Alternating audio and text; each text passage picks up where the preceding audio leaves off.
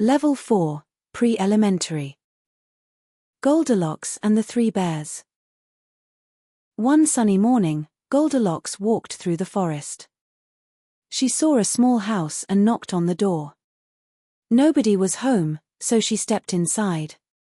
On the table, she saw 3 bowls of porridge.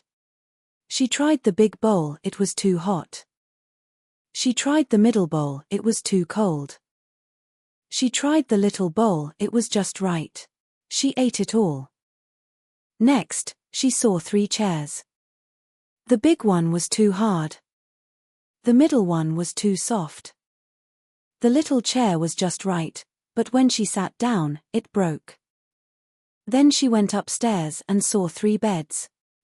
The first was too high. The second was too low. But the third was just right. She lay down and fell asleep. When the 3 bears came home, they found her. Goldilocks woke up in fright and ran out of the house.